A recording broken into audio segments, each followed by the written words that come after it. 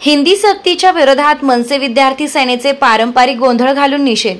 हिंदी भाषा सक्तीविरोधात महाराष्ट्र नवनिर्माण सेना संपूर्ण राज्यभर आक्रमक झाली असून हिंदी भाषा सत्तेच्या निर्णयाविरोधात ठिकठिकाणी आंदोलने करण्यात येत आहेत। या पार्श्वभूमीवर आज महाराष्ट्र नवनिर्माण विद्यार्थी सेनेच्या वतीने धुळ्यात पारंपरिक खंडोबा गोंधळ घालून हिंदी भाषा सक्तीच्या निर्णयाचा निषेध व्यक्त करण्यात आला आहे। धुळे शहरातील महात्मा गांधी पुतळा परिसरात महाराष्ट्र नवनिर्माण विद्यार्थी सेनेच्या वतीने हे निषेधात्मक आंदोलन करण्यात आले आहे।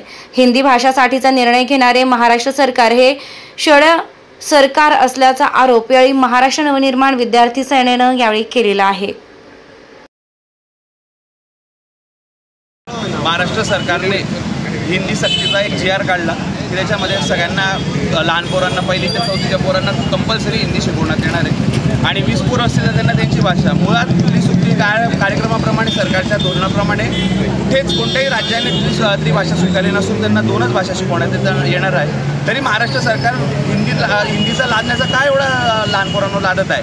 म्हणून आज महाराष्ट्र नवनिर्माण विद्यार्थी सेनेतर्फे आम्ही गोंधळ घातलेला असून खंडेरावाला आम्ही विनंती केली की हे निकृष्ट सरकारला जाग येऊ द्या, या शंट सरकारला जाग येऊ द्या, अन्यथा महाराष्ट्र नवनिर्माण विद्यार्थी सेनेचं यांनी गव्हर्नमेंटने GR मागे घेतला नाही आणि नवीन GR काढला नाही तर महाराष्ट्र नवनिर्माण विद्यार्थी सेना पूर्ण महाराष्ट्रावर जोरदार तीव्र स्वरूपाचे आंदोलन केल्याशिवाय राहणार नाही। धन्यवाद। जय महाराष्ट्र।